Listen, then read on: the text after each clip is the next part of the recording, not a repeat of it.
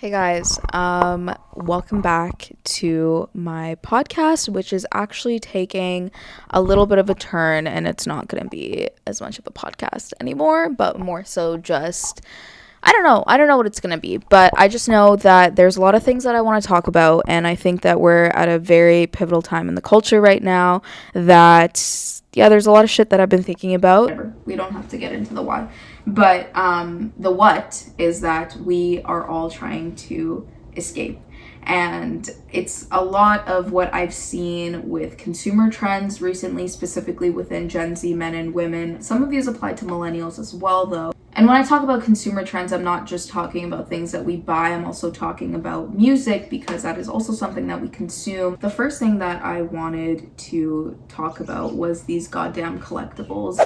They are everywhere. They have infiltrated my For You page, as I'm sure that they have yours. If you're like me, a girl in your 20s, they have infiltrated my friend group as well. Like, my friends are not immune to this epidemic, neither am I. I have a Sunny Angel myself.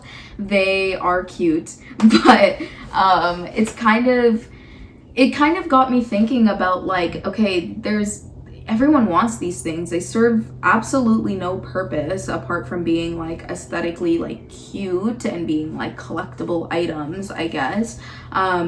And there's this almost a sense of pride within ownership there. And so that was the key word for me, was ownership. I started thinking about ownership a lot. What are the things that we strive to own? And the first thing that I kind of thought of was houses and housing.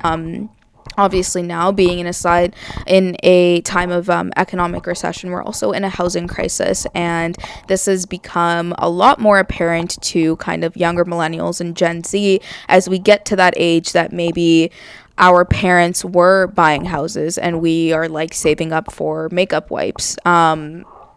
So it's being highlighted that we are so much further away from this kind of economic milestone than our parents and our grandparents are or were. And, it's not always kind of clear to that generation why we're so far away from this, and they, might see it as a sign of like laziness, that we're just not working enough or whatever.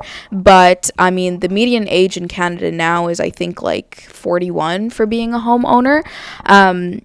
So I kind of started thinking about the implication of this milestone being so much further away than it ever was, and this kind of void of ownership that it's created. And so because we're not being able to afford the cars and the houses and the actual essentials, we are filling that lack of ownership with a bunch of things that we can afford, which are these tiny little collectible items. So why are houses such an important thing? Why is being a homeowner seen as this like huge milestone, but not really for us, but maybe for our parents and boomers and the generation before that? It was kind of seen as like the end all be all of wealth and prosperity, and it's also tied into this idea of the American dream, being a homeowner, right? And so when I started researching houses, a lot of people will tell you that houses are not unique as commodities, that a house is not different from owning like a table or a chair, but those arguments are invalid, because houses are extremely unique as commodities. They are non-reproducible, they are alienable, which means that they can be taken away from you by landlords, which I will discuss, that I see them as a class. Landlords are a class themselves, and they are essential as well. Houses are essential, as in everybody needs to be housed. So for these three reasons, these three characteristics, houses are very unique as commodities. And when we take a look at the implications on wealth, the middle class, which makes up around 60-70% of Americans, when we take a look at what makes up their wealth, the biggest bulk of it is their primary residence, their home. That is kind of always been seen as the ticket to success and to passing on that wealth to your next generation, right? So now that Gen Z and millennials are so far from that milestone, or, the harsh reality is that some of us may not even reach that when we get to our 40s or 50s, or some of us may not reach that at all. If things keep going the way that they are going now, it's not crazy to say that none of us will ever be homeowners. So what does this mean?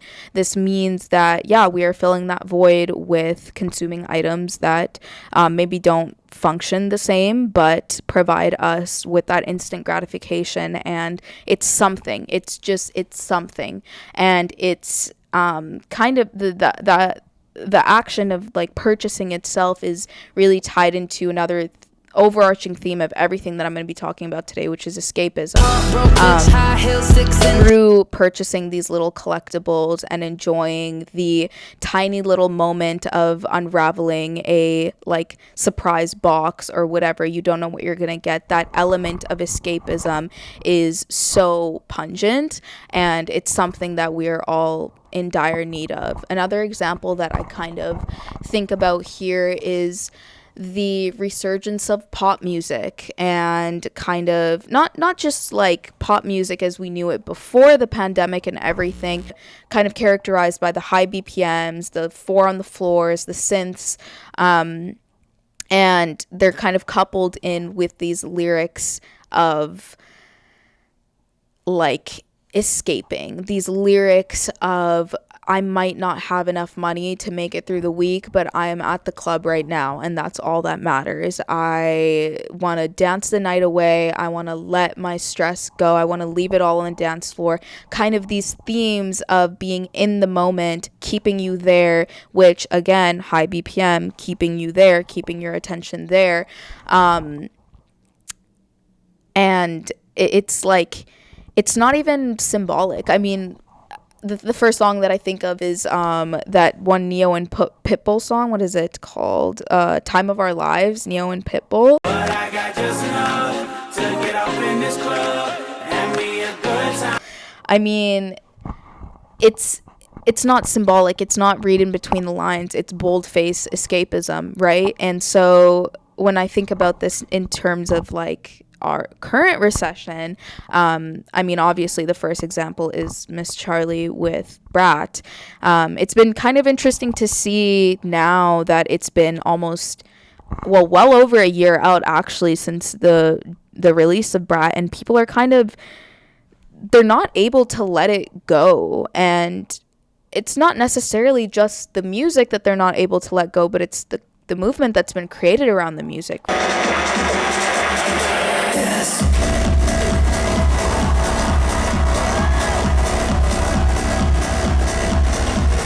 It's not a critique at all. Like, that's one of my favorite albums, and my phone lock screen is Miss Charlie right now, so I'm a huge fan. It was like in 1978, time of like huge poverty and recession and inflation. Songs like Stayin' Alive, which described kind of just the streets of New York and trying to just make it through another day, just trying to stay alive, and get through the day-to-day annoyances, the day-to-day stresses. So I think it makes a lot of sense that, you know, Gen Z and millennials, you know, we are trying to escape that. Every time we open up our phones, we see that, you know, a new place is being bombed, or that we won't be able to afford our bills this month, or that another far-right politician has been elected that doesn't represent our values at all. It's clear that we are looking for that escape through music, art, products, whatever it is, and we are not able to kind of let go of that. So one thing that I also was thinking about was how strikingly different the resurgence of 2008 recession pop is compared to now, because while yes, the lyrics and the music and the tempo and the synths and everything is kind of the same, the community that surrounded club culture in 2008 is no longer there. Like in 2008, people were actually going to the clubs, and like the clubs were making a ton of money. Clubs and bars were making so much money. But now it's like while the music is being popularized again, that sense of community that places like the club fostered back in 2008 is no longer there. So it's kind of like we all have our own club with just our iPhone and our TikTok or lip syncing or whatever it be, where we're having that experience of escapism, but it's individualized escapism instead of community based escapism, if that makes sense. This happened even before 2008 as well, like kind of even going back to when jazz and swing music was repopularized. It was, or not repopularized, but initially popularized. It was because of times of economic uncertainty and times where people could just rely on dance to get it all out as a form of release, but also as a form of resistance of no, I am going to take leisure time and I am going to spend whatever it is, the weekend that I have or whatever the time that I have off, to just be in my body and to feel myself. It's dance is it is resistance in that way, but it's definitely been interesting to see the loss of community around that and kind of more individual experiences with that. I think it could also be tied to like how expensive concerts and things like that are now. I mean, it used to be like you're like if you're paying like 400 or 500 for a show, though, that kind of money was reserved for like if you're seeing like Beyonce or something, you know. But now it's like, I don't want to say mundane artists, but artists that like aren't that big are charging those prices, and it'll be for like nosebleeds, and it's like kind of insane that that experience itself is being gate kept. So, you know, you can buy, you can have sense of community, but it's something that you have to buy. It's something that you have to kind of opt into financially. And I can kind of talk about this in a corporate space too. I've seen so many of these like things popping up of like monthly memberships to, I mean, like Soho House is a super popular one, or I don't want to name drop because I know some of the people that run these organizations, but kind of like these member meets and these like that you pay a monthly fee to be a part of a community. And so community is now a gate kept experience, and it's something that you have to buy, which almost literally goes against the very essence of why community was created, or not created but found. Of conservatism that I've seen in Gen Z men and women, the glorification of like the old money and the quiet luxury and aesthetics like that, and specifically content creators like Nara Smith or Ballerina Farms. I don't know, maybe that's a more niche one, but like Ralph Lauren, Polo, kind of these old money brands that sell you on like more of a lifestyle and an aesthetic. And so the repopularization of that is, it's actually not something that's like super new. It's a term that was coined by an economist named Thorstein Veblen in 1899, and it's called inconspicuous consumption. And so it's this idea that the rich will often, in times of economic uncertainty, rich will opt to buy things that are an understatement, that distinguish them from the middle class. So they will dress down, but in order to dress up. And I mean, that's exactly what we're seeing with this old money aesthetics. It's plain white t-shirts that are $700, but in order to understand the value of it, you know, you wouldn't understand the value of it because you're not a part of that elite class, right? So inconspicuous consumption has been on the rise, this idea that like we can distinguish ourselves from being a part of the middle class by understating. And this is in terms of color too, right? Like a lot of these articles of clothing, these brands, they are just like stick to a very minimal color palette, and it'll be a lot of neutrals, a lot of grays, a lot of blacks, whites, like very neutral tones. And so, yeah, it's all a part of like a play of being the middle class kind of cosplaying as something that they are not. Again, another form, cosplaying, another form of escapism. Like Nara Smith, I think about, like, you know, she spends 8 hours a day making like Fruit Loops or whatever the fuck she's making. And it's not like, it's not the Fruit Loops themselves, it's not the product itself that we're idolizing, that like people love. It's the idea that someone has 8 hours of luxury, 8 hours of just free time in a day, because time has become the commodity itself now, right? Like time has become something that we're alienated from. And so that the luxury itself is having 8 hours a day, or having enough time to put intention behind every single thing that you eat, every single thing that you wear, every single thing that you do, how you style your hair, having the time to put so much meaning behind everything.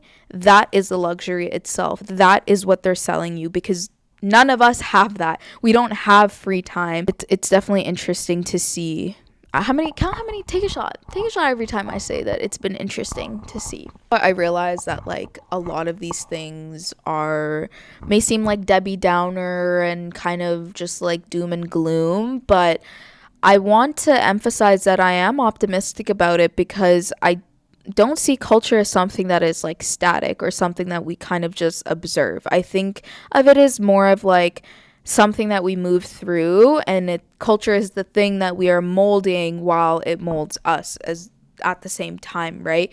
And so I think that there's optimism there, because the pendulum can completely swing the other way as it has before, and we have the power to do that. But I think that can only be done when we become aware of our trends and our patterns, and we become aware that a lot of the things that maybe seem like a solution to get out of late stage capitalism, to get out of the tediousness of our everyday lives, are just escapism that has been rebranded, repackaged, and sold right back to us to keep that capitalistic cycle running.